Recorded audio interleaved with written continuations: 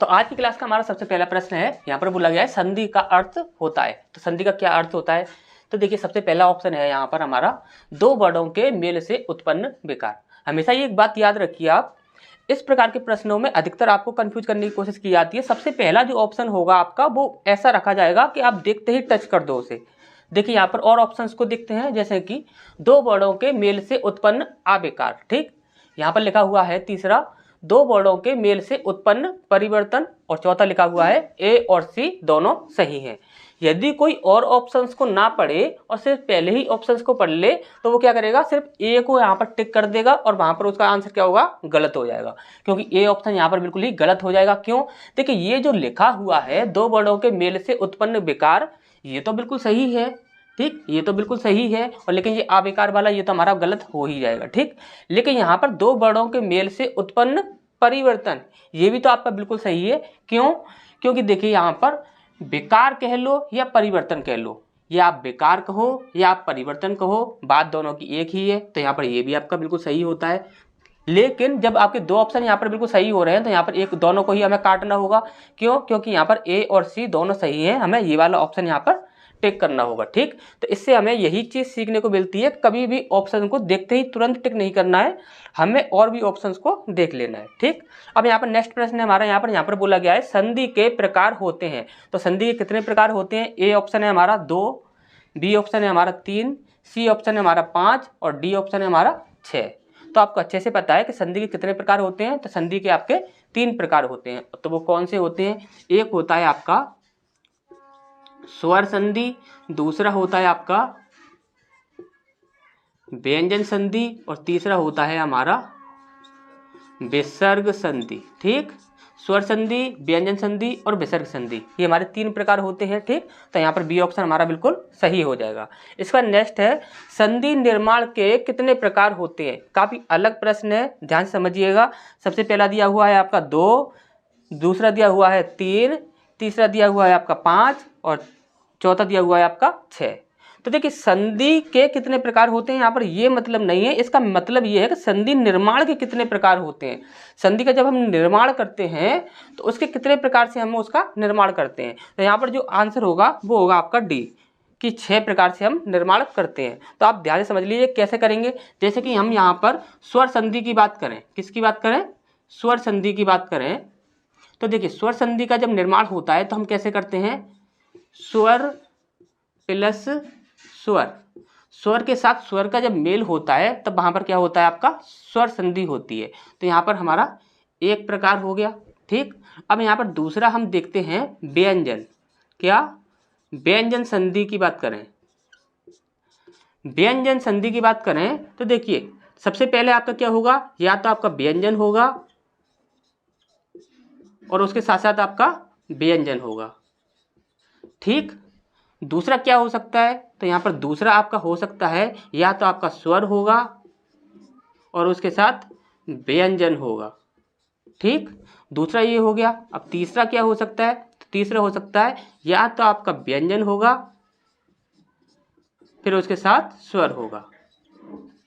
ठीक, तो यहाँ पर कितने प्रकार से हो रहा है, ये 3 प्रकार से हो रहा है। ठीक, व्यंजन संधि का जो निर्माण होता है वो आपका 3 प्रकार से होता है। ठीक, अब यहाँ पर यदि हम तीसरा बात करें विसर्ग संधि की, विसर्ग संधि की बात करें तो विसर्ग संधि का जो निर्माण होता है वो कैसे होगा, या तो आपका विसर्ग के साथ स्वर होगा, क्या होगा, विसर्ग के साथ या तो आपका स्वर होगा या फिर विसर्ग के साथ आपका व्यंजन होगा। क्या होगा? व्यंजन होगा। ठीक, तो यहाँ पर आपका 2 प्रकार से हो रहा है यहाँ पर निर्माण। ठीक, तो आप यहाँ पर देख रहे हो 3 और 2 5 और 1 6, टोटल कितने प्रकार से निर्माण हो सकता है, 6 प्रकार से। तो यहाँ पर आपका डी ऑप्शन बिल्कुल सही हो जाएगा, 6 प्रकार से। ठीक, अब यहाँ पर आप देखोगे स्वर संधि, स्वर संधि कितने प्रकार की होती है, स्वर संधि कितने प्रकार की होती है। सबसे पहला ऑप्शन दिया हुआ है आपका 2, दूसरा है 3, तीसरा है आपका 4 और चौथा है आपका 5। तो आपका स्वर संधि जो होती है वो आपकी टोटल 5 प्रकार की होती है। कैसे होती है, जैसे कि आप बोलते हो, सबसे पहला जैसे कि हम बोले दीर्घ स्वर संधि। ठीक, दीर्घ स्वर संधि। दूसरा यहाँ पर हम बोले तो यड़ संधि हो जाएगा। तीसरा हम बोले वृद्धि संधि हो जाएगा। और चौथा हम बोले गुण संधि। और पांचवा हम बोले तो क्या हो जाएगा, अयादि संधि। ठीक, तो ये हो जाएंगे आपके टोटल 5 प्रकार की होती है। दीर्घ स्वर संधि, यड़ संधि, वृद्धि संधि, गुण संधि और अयादि संधि। टोटल कितने प्रकार की होती है आपकी? 5 प्रकार की होती है। ठीक, तो नेक्स्ट क्वेश्चन की ओर बढ़ते हैं। इसके बाद नेक्स्ट प्रश्न है हमारा यहाँ पर पूछा गया है व्यंजन संधि कितने प्रकार की होती है। तो फर्स्ट ऑप्शन है आपका 1, दूसरा ऑप्शन है हमारा 2, तीसरा ऑप्शन है हमारा यहाँ पर 3 और चौथा ऑप्शन है हमारा यहाँ पर 4। ठीक, तो व्यंजन संधि कितने प्रकार की होती है तो आपको अच्छे से पता है व्यंजन संधि जो होती है वो सिर्फ एक ही होती है और उसके सिर्फ रूल होते हैं, जो कि हमने आपको काफी सारे रूल पढ़ाए थे। तो व्यंजन संधि कितने प्रकार की होगी आपकी? 1 प्रकार की। ठीक, अब इसके बाद बोला गया है विसर्ग संधि जो है वो कितने प्रकार की होती है। तो यहाँ पर पहला है आपका 1, दूसरा है आपका 2, तीसरा है आपका 3 और चौथा है आपका 4। तो यहाँ पर विसर्ग संधि जो होती है उसमें भी यही होता है कि विसर्ग संधि जो होती है वो तो सिर्फ एक ही प्रकार की होती है, लेकिन उसमें सारे नियम होते हैं। ठीक, तो यहाँ पर क्या होगा आपका, सिर्फ एक प्रकार की होती है। ठीक, इसके बाद है स्वर संधि। स्वर संधि का निर्माण कितने प्रकार से होता है। तो यहाँ पर सबसे पहला ऑप्शन है हमारा 1, दूसरा ऑप्शन है हमारा यहाँ पर 2 प्रकार से, तीसरा 3 प्रकार से और चौथा 4 प्रकार से। तो आपको अच्छे से पता है स्वर संधि सदैव कितने प्रकार से होगी, स्वर प्लस स्वर। यदि स्वर का स्वर से मेल होता है तभी आपका स्वर संधि बनती है, चाहे वो आपका दीर्घ स्वर हो, चाहे वो आपका प्लूत स्वर हो, चाहे वो कोई भी स्वर हो। तो यहाँ पर स्वर से ही स्वर का मेल होना चाहिए। तो यहाँ पर क्या हो जाएगा, पहला ही ऑप्शन हमारा यहाँ पर सही हो जाएगा। इसके बाद है आपका व्यंजन संधि का निर्माण कितने प्रकार से होता है। एक है आपका 1 प्रकार से, बी है आपका 2 प्रकार से, सी है आपका 3 प्रकार से और डी है आपका 4 प्रकार से। तो कितने प्रकार से होता है? 3 प्रकार से। कैसे होता है? पहला होता है आपका या तो स्वर प्लस व्यंजन संधि है ना, तो व्यंजन। दूसरा हो सकता है आपका या तो व्यंजन के साथ आपका स्वर हो, तीसरा हो सकता है आपका या तो दोनों ही व्यंजन हो। ठीक ठीक, या तो स्वर के साथ व्यंजन मिले या फिर व्यंजन के साथ स्वर मिले या फिर व्यंजन और व्यंजन दोनों एक साथ मिले, तब आपका क्या होगा, व्यंजन संधि का निर्माण होगा। तो टोटल 3 प्रकार से होता है। ठीक, अब विसर्ग संधि का निर्माण कितने प्रकार से होता है। तो पहला ऑप्शन है हमारा 1, दूसरा ऑप्शन है 2, तीसरा ऑप्शन है 3 और 4। तो कितने प्रकार से होता है? तो 2 प्रकार से होता है। आपको अच्छे से पता है कैसे होता है, या तो आपका विसर्ग के साथ स्वर मिलेगा या फिर आपका विसर्ग के साथ व्यंजन मिलेगा। ठीक, या तो विसर्ग के साथ स्वर या फिर विसर्ग के साथ व्यंजन। ठीक, तो यहाँ पर आपको अच्छे से ये चीजें समझ आ गई होंगी। नेक्स्ट क्वेश्चन की ओर बढ़ते हैं। इसके बाद हमारा नेक्स्ट प्रश्न है, यहाँ पर बोला गया है कपि शब्द का सही संधि विच्छेद क्या होगा। तो सबसे पहला है आपका कपि धन ईस, दूसरा है आपका कपि धन ईस, तीसरा है आपका कपि धन इस और चौथा है आपका कपि धन इस। ठीक, तो यहाँ पर आपको एक अच्छा तरीका बताने वाले हैं हम आपको, अच्छे से ध्यान से समझिएगा। जब कभी भी आपको किसी भी संधि शब्द का संधि विच्छेद पूछा जाए तो वहां पर आप हमेशा ही एक बात याद रखिए, हमने आपको थ्योरी वाली क्लास में भी अच्छे से ये बात समझाई थी कि कभी भी किसी भी शब्द का यदि संधि विच्छेद किया जाता है तो वहां पर कंडीशन क्या काम करती है। तो वहां पर कंडीशन काम करती है, सबसे पहली या तो क्या होगा कि दोनों ही जो पद होंगे, दोनों ही जो शब्द होंगे वो क्या होंगे हमारे, सार्थक प्लस सार्थक। ठीक, ये दूसरी कंडीशन हमारी क्या बनेगी, सार्थक प्लस निरर्थक।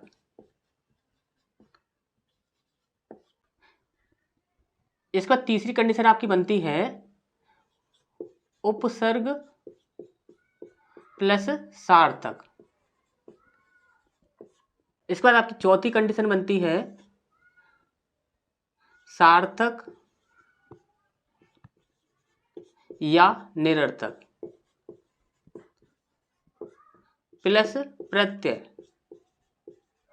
ठीक, इसके बाद एक पांचवी कंडीशन बनती है आपकी उपसर्ग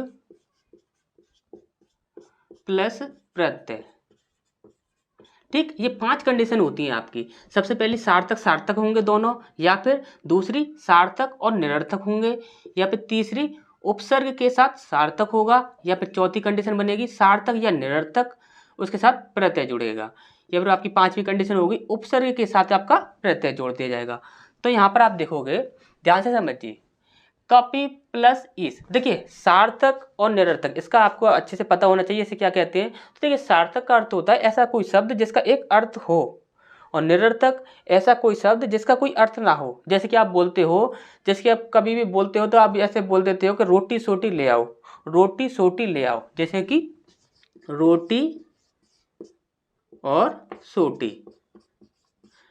अब यहाँ पर रोटी जो है इसका एक अर्थ है, आपको अच्छे से पता है कि रोटी किसे कहते हैं, इसका एक अर्थ होता है, आपको अच्छे से पता है। लेकिन ये सोटी शब्द जो है इसका आपको नहीं पता कि ये क्या है, तो ये आपका निरर्थक होगा और ये आपका सार्थक होगा। ठीक, तो यहाँ पर आपको ये चीज़ अच्छे से समझ आ गई होगी। तो यहाँ पर आप देख रहे हो, तो सबसे पहला जो ऑप्शन होगा यही हमारा बिल्कुल सही हो जाएगा, कपि धन ईस, इस प्रकार से बनेगा आपका कपीस। ठीक, ये सारी कंडीशन आपको अच्छे से आनी चाहिए। अब यहाँ पर है आपका मात्रण। मात्रण का संधि विच्छेद है, मात्रण का सही संधि विच्छेद क्या है। ठीक, तो सबसे पहला है आपका मात्र धन ऋण, दूसरा है आपका मात्र धन ऋण, तीसरा है आपका मात्र धन ऋण, और चौथा है आपका मात्र धन ऋण। अब यहाँ पर आप देखोगे तो देखिए यहाँ पर आपका ये जो बी ऑप्शन है इसमें ये त्रा लगा हुआ है, ये तो आप कभी भी इस प्रकार से नहीं लगाओगे, और ये त्रा के नीचे रा हलंत लगा दिया है, ये भी आपका गलत हो जाएगा। अब यहाँ पर आप देख रहे हो मात्र धन ऋण है, और यहाँ पर भी आपका मात्र धन ऋण। ठीक, यहाँ पर ये दोनों ही ऑप्शन एक जैसे हो गए हैं। ठीक, तो ये यहाँ पर यही हमारा बिल्कुल सही आंसर हो जाएगा। ठीक, मात्र धन ऋण, इसमें से कोई सा भी ठीक एक हो जाएगा। ठीक, इसमें से देखिए किस संधि में स्वरों का परिवर्तन या रा ला बा में होता है। तो सबसे पहला है आपका अयादि संधि, दूसरा है आपका वृद्धि संधि, तीसरा है आपका गुण संधि, और चौथा है आपका यड़ संधि। ठीक, तो यहाँ पर आप एक बात ध्यान से समझिए। सबसे पहली बात तो ये या रा ला बा ये जो होते हैं ये आपके अर्ध वर्ण में आते हैं। किस में आते हैं? अर्ध वर्ण में आते हैं। आपसे डायरेक्ट ही पूछा जाता है कि अर्ध वर्ण का ऑप्शन यहाँ पर कौन सा है। ठीक, दूसरी चीज यहाँ पर हम आपको एक ऑप्शन दें,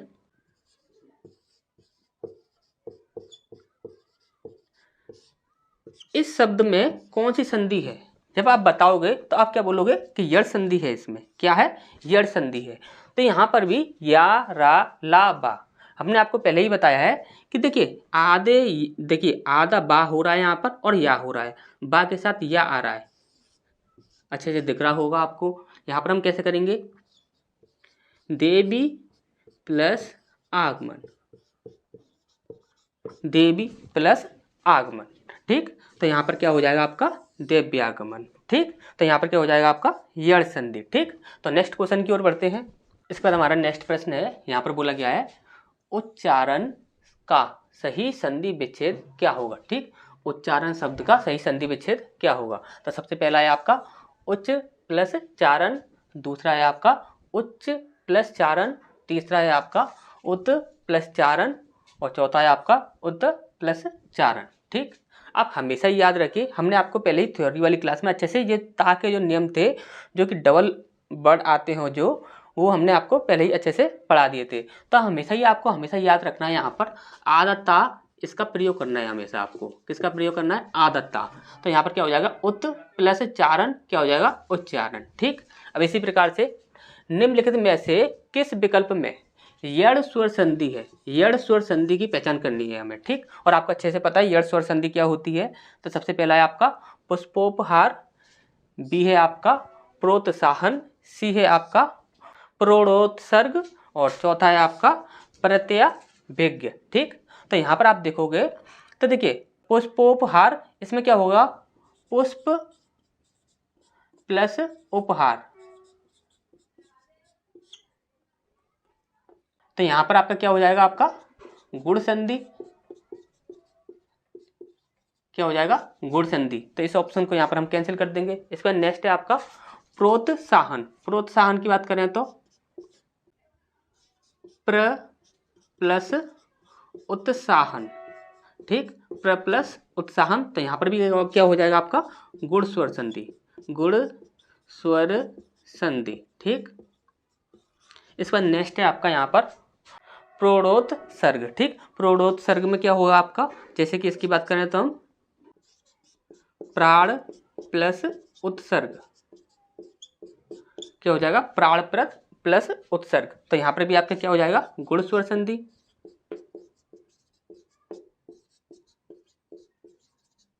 यहाँ पर क्या हो जाएगा, गुण स्वर संधि। तो हमारा सही ऑप्शन क्या हो जाएगा, यहाँ पर हमारा डी ऑप्शन हमारा बिल्कुल सही हो जाएगा, प्रत्याभिज्ञ। यदि प्रत्याभिज्ञ का यदि हम विग्रह करते हैं, सॉरी विच्छेद करते हैं, तो हमारा क्या बनता है, प्रति प्लस अभिज्ञ, ठीक, प्रति प्लस अभिज्ञ, ठीक। तो ये चीज़ आपको अच्छे समझ आ गई होगी। नेक्स्ट है यहाँ पर हमारा तल्लीन। तल्लीन शब्द का सही संधि विच्छेद क्या होगा। तो सबसे पहला है आपका तल प्लस लीन, दूसरा है आपका तल प्लस ईन, तीसरा है आपका तत् प्लस लीन, और चौथा है आपका तत् प्लस लीन, ठीक। अब हमने आपको पहले ही बता रखा है कि हमेशा ही आपको क्या करना है, इस ता का प्रयोग करना है। तो यहाँ पर क्या हो जाएगा, तत् प्लस लीन, ठीक। यही हमारा बिल्कुल सही आंसर हो जाएगा।